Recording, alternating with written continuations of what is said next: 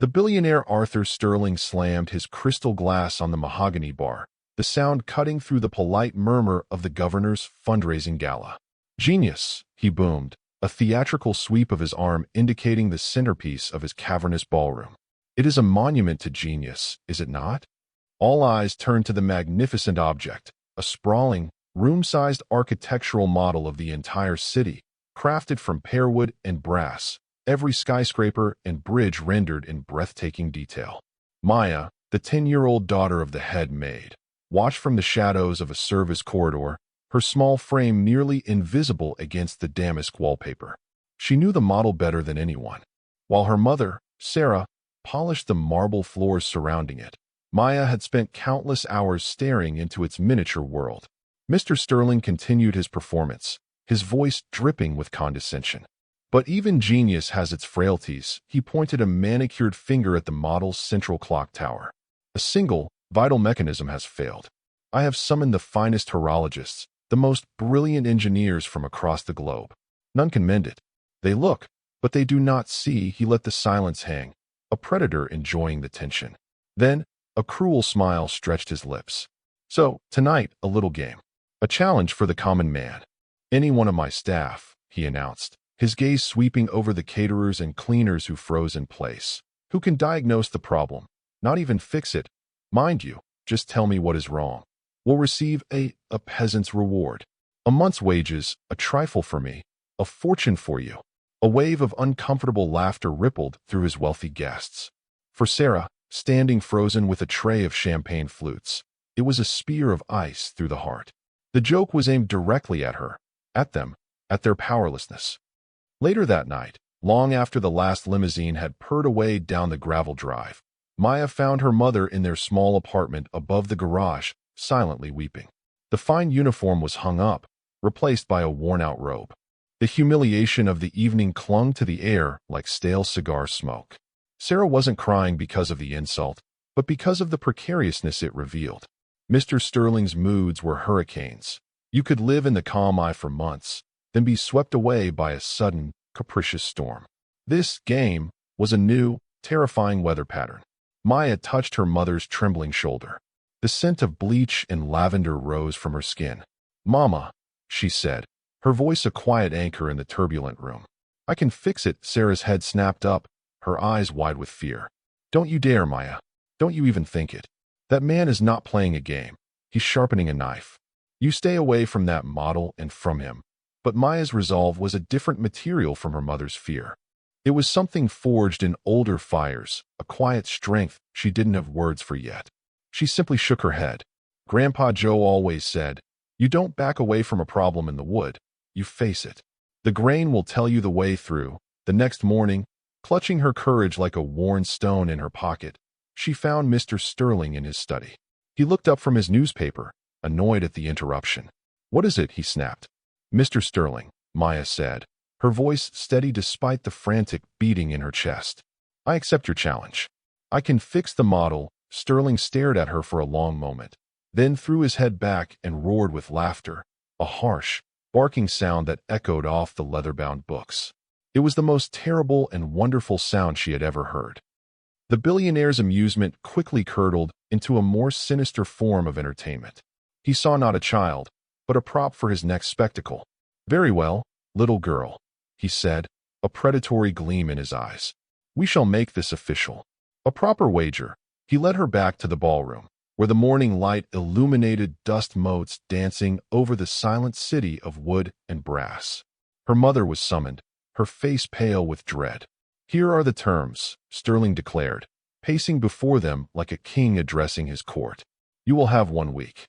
You may work on it only after your mother's duties are complete. If, by my party next Saturday, you have not fixed it," he paused, letting the weight of his words crush the air from the room, "your mother's employment is terminated. And since your housing is contingent upon that employment, you will both be out on the street." Effective immediately, Sarah gasped, a hand flying to her mouth. This was it. The hurricane had arrived.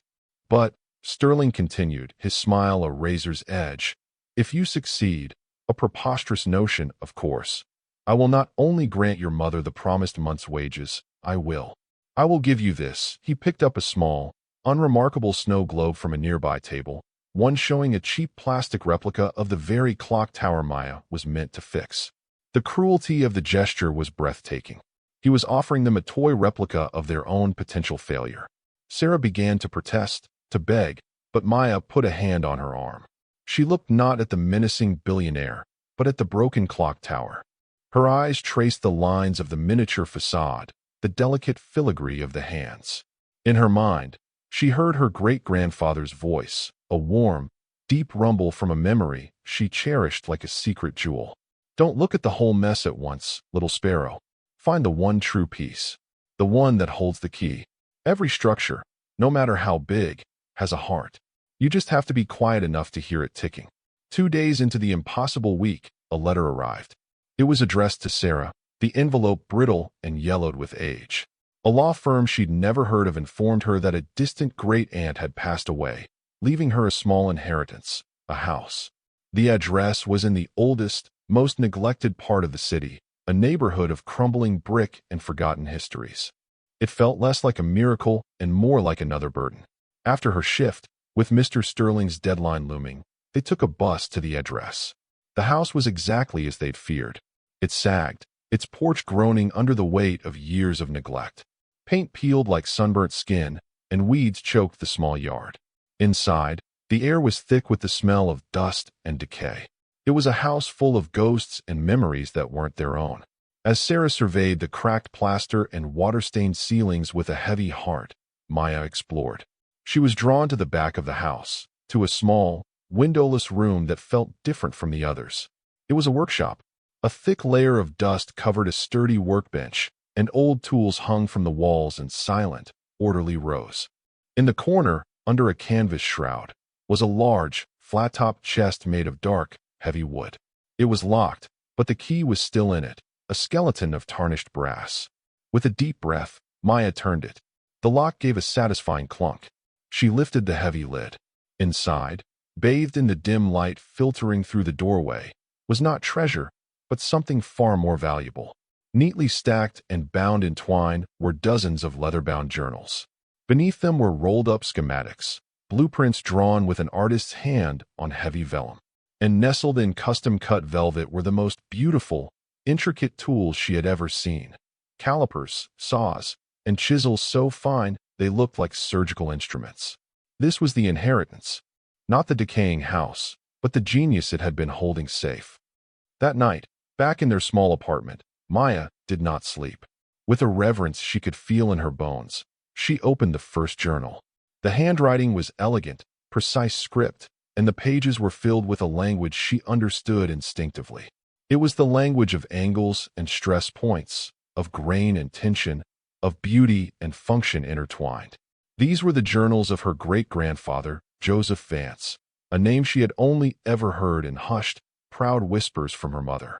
The world had never heard his name, but as Maya read, she realized he had built this city. Not the steel and glass monoliths of today, but the foundational masterpieces, the grand library, the old courthouse, the stone bridges that spanned the river. He was a self-taught architect and master craftsman, a black man whose genius had been systematically erased, his designs stolen or credited to the powerful men who hired him. And then, her heart stopped. She unrolled a set of blueprints from the bottom of the chest. They were intricate, impossibly complex, showing gears and levers and counterweights in a dazzling array. The title block, in her great-grandfather's perfect script, read, "The City's Heart." An automaton for the Sterling exhibition of 1928, it was him. He was the genius Arthur Sterling had been boasting about. He had designed the model. But as Maya compared the blueprints to her memory of the model in the ballroom, she saw the truth. The model wasn't just broken. It had been built wrong from the start. It was a simplified, clumsy copy, constructed from a stolen, incomplete set of plans.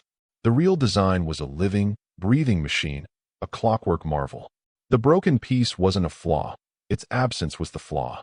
It was the heart of the entire creation, and it had been missing for almost a century. She now knew she wasn't just fixing a toy. She was restoring a legacy. Maya began her work. Mr. Sterling, true to his word, allowed her access to the ballroom after her mother's shift ended at 10 each night. The vast, dark room was hers until dawn. He would often appear with his late-night guests, brandy snifters in hand, to peer at her through the doorway and chuckle. "Observe, gentlemen," he'd say with a theatrical whisper. "The little artisan at her Sisyphean task. Such ambition in the lower classes." It's almost charming. Maya paid them no mind. She was in a different world now, a world of whispered conversations with a man she'd never met. She brought her great-grandfather's tools, their polished steel and worn wooden handles feeling like an extension of her own hands. She didn't touch the broken clock tower at first.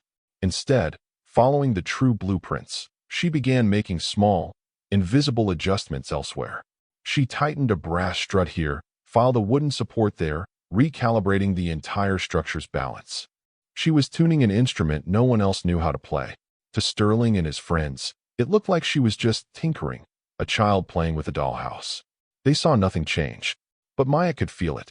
She could feel the tension shifting in the pearwood, the structure settling into its correct posture, a sigh of relief passing through its miniature beams and girders. It was waking up. One evening, she took a small, seemingly decorative piece of filigree from the base of the library model. Using a tiny, specialized file from Joseph's kit, she altered its curve by less than a millimeter. It was a modification so subtle, so precise, that it was functionally invisible. But it was the first note in a symphony of restoration, a quiet declaration of her purpose. She was not there to repair. She was there to reveal. On the fifth night, an unexpected visitor appeared in the doorway. He was an old man, leaning heavily on a cane, his face a roadmap of wrinkles. Maya recognized him from the first party. Mr. Alastair Finch, a retired architect of great renown, one of the few men Sterling treated as a peer. Finch didn't mock her. He watched in silence for nearly an hour as she worked, his pale blue eyes missing nothing. He saw the way she held the tools, not like a child, but like a master. He saw the quiet confidence in her movements, the economy of her every action. He saw her consult the aged blueprints spread out on the floor beside her. Finally, he shuffled into the room, his cane tapping softly on the marble. "Those tools," he said, his voice a gravelly whisper. "I've only ever seen tools like that in books. They belong to a legend, a ghost, a man they called the Shadow Architect." Maya looked up, her gaze direct and unafraid. "His name was Joseph Vance," she said simply. Finch's eyes widened. A flicker of memory, of recognition, sparked in their depths. Vance. My God. I thought he was just a myth, a name whispered by old builders. He leaned closer to inspect her work, squinting at the millimeter-perfect adjustment she had made to the filigree. He understood at once. "You're not fixing it," he breathed, his voice filled with awe. "You're completing it." He turned to leave, pausing in the doorway to look back at the young girl working under a single lamp in the cavernous darkness. The next day, he sought out Sterling. "Arthur," he warned, "call off this foolish spectacle. That little girl is not who you think she is.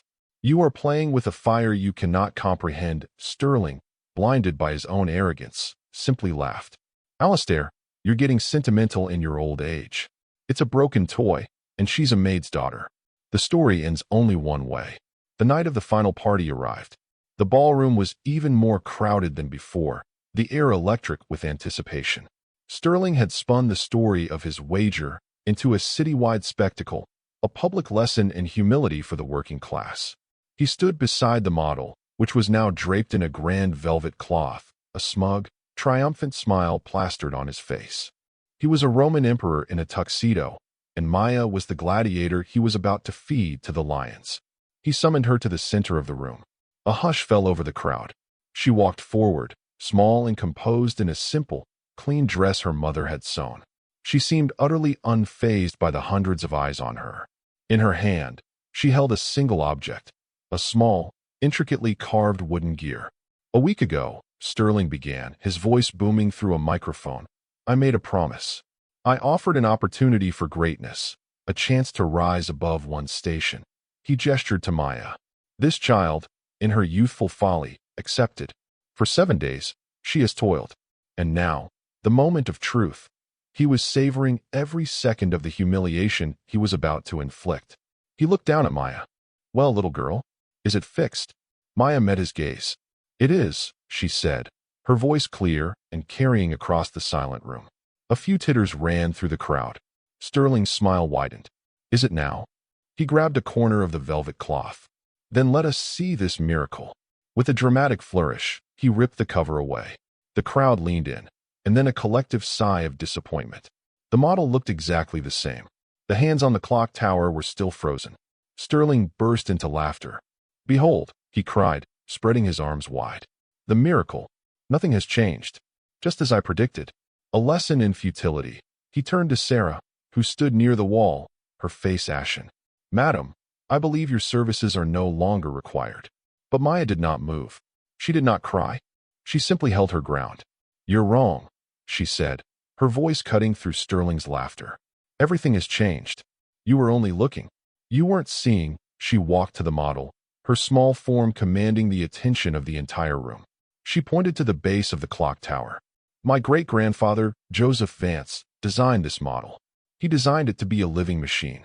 But the people who built it for your family were working from stolen, incomplete plans. They missed the most important piece. She held up the wooden gear. They missed its heart. Before anyone could react, she reached into a small, almost invisible seam in the model's base, a seam no one had ever noticed, and slid the gear into a hidden slot. For a second, there was only silence. Then, a soft whirring sound. A click. A low hum filled the ballroom. A single, tiny street lamp flickered on. Then another, and another, until miniature avenues of light traced their way across the model city. The great bridges began to rise and fall in perfect, silent synchronicity. A tiny train emerged from a tunnel and began to circle the city on a hidden track.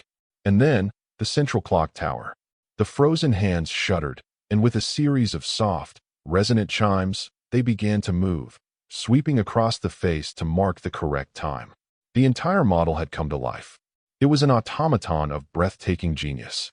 From the back of the crowd, a choked cry came from the old architect, Alastair Finch. The Vance automaton. It's real. It's the Vance automaton. All eyes turned from the model to Arthur Sterling. His face was a mask of disbelief, the color drained from it. He was a fraud, and everyone in the room now knew it. Maya held up the original vellum blueprints she had brought from the house, the elegant signature J. Vance clearly visible in the corner. He always signed his work, she said quietly, but her words were a thunderclap that brought Arthur Sterling's world crashing down around him. The aftermath was swift and total. The story of the maid's daughter who revealed a hidden legacy and exposed a billionaire's fraud became the city's favorite tale. The Historical Society, prompted by an impassioned Alastair Finch, authenticated Joseph Vance's journals and blueprints. His name was resurrected from obscurity and placed where it belonged, in the annals of the city's great founders. Arthur Sterling, disgraced and exposed not only as a bully but as the heir to a legacy of theft, vanished from public life, selling his mansion and its contents, including the now famous automaton, which was purchased by the City Museum for an astronomical sum. A significant portion of the sale, mandated by a court of public opinion and a few quiet legal threats from Finch, was placed into a trust for Joseph Vance's only living heirs, Sarah and Maya. 6 months later, the sun streamed through the newly installed windows of the old house, the one that had once seemed like a burden. It was no longer sagging, but standing tall and proud, undergoing a meticulous restoration guided by Joseph Vance's own designs, found in another of his journals. Sarah, no longer a maid, was now the project manager of the Vance Foundation, dedicated to restoring his works and providing scholarships for young, overlooked artisans and architects.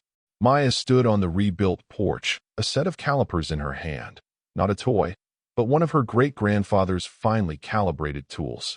She was overseeing the placement of a new support beam, her eye for detail already legendary among the construction crew. She was no longer just the quiet girl from the service corridor. She was the keeper of a flame. A quiet strength radiated from her, the unshakable confidence of someone who knew her own worth, a worth not measured by wealth or station, but by the truth in her hands and the wisdom she had inherited.